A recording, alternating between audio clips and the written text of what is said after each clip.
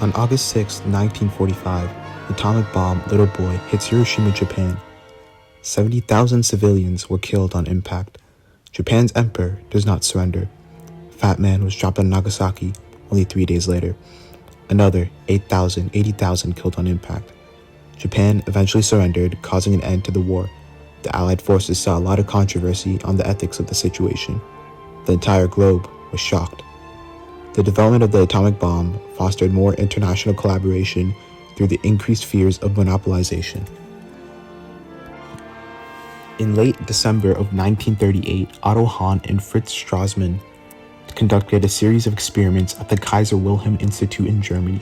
They ended up splitting the uranium atom on December 17, 1938, and discovered the concept of nuclear fission. This finding, which revolved around the mass production of energy through a never-ending chain reaction, allowed for the development of the idea of never-ending nuclear explosions. In August 1939, he worked with Leo Szilard to draft a letter to the United States President Franklin D. Roosevelt, which called upon the United States to initiate an atomic research application.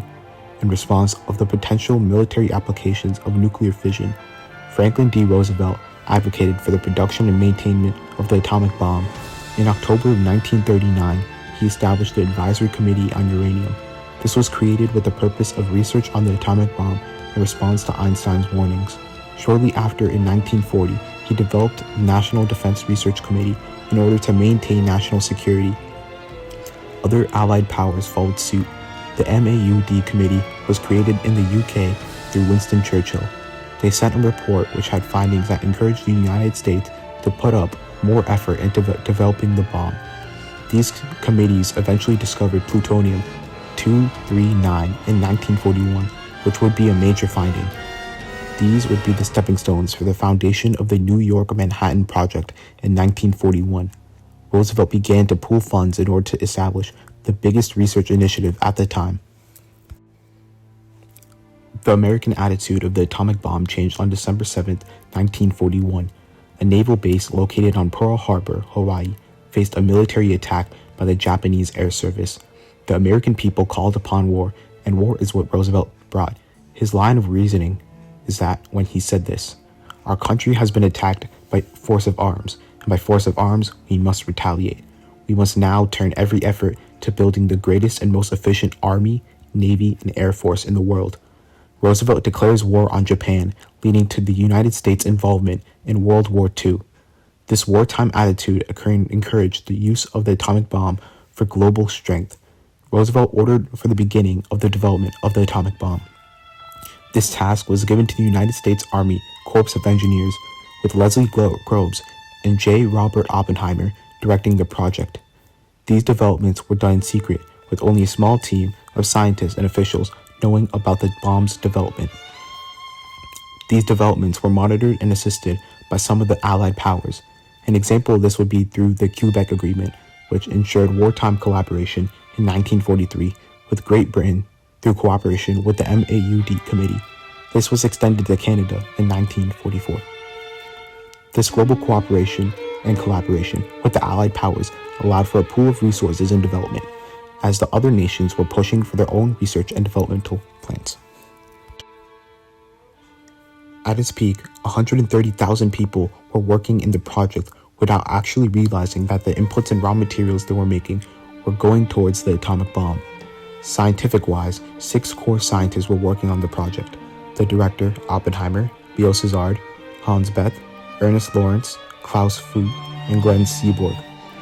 The Los Alamos Laboratory was the main center for atomic bomb research.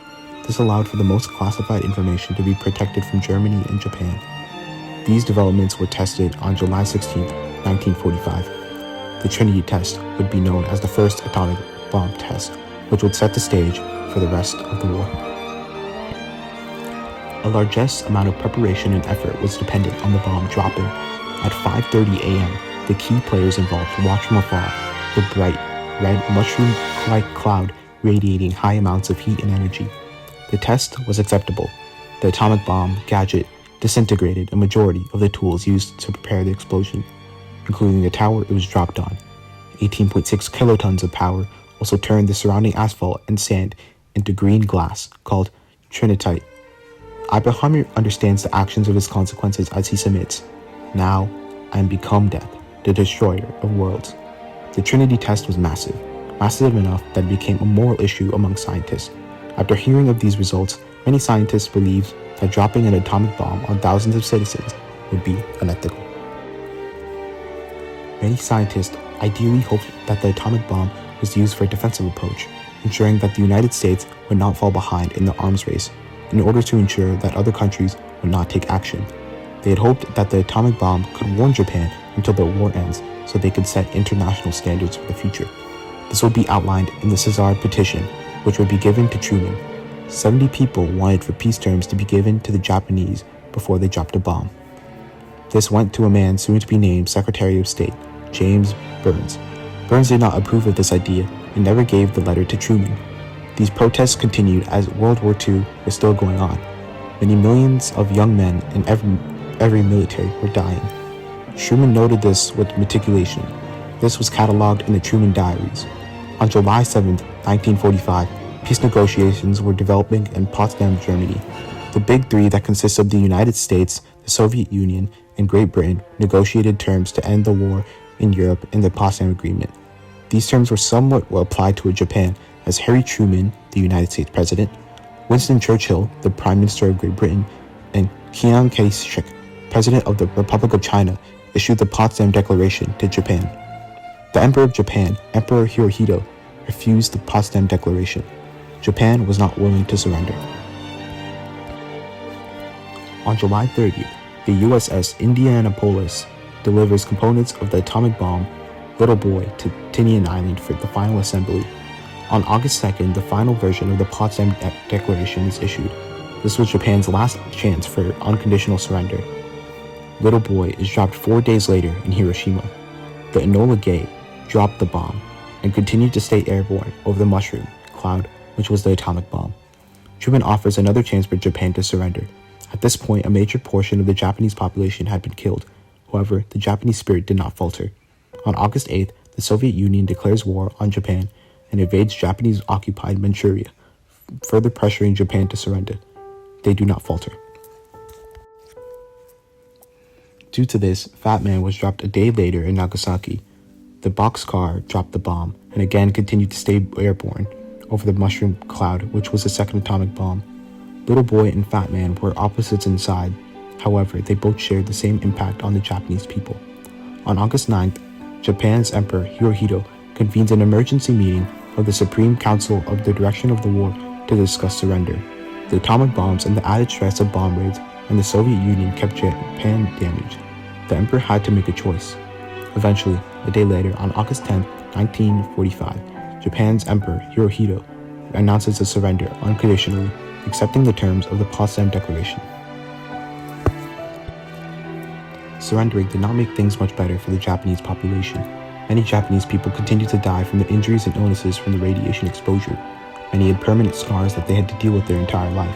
This is even passed on to descendants of people affected. In places all around the world, people found out about the atomic bomb the day it dropped in Hiroshima.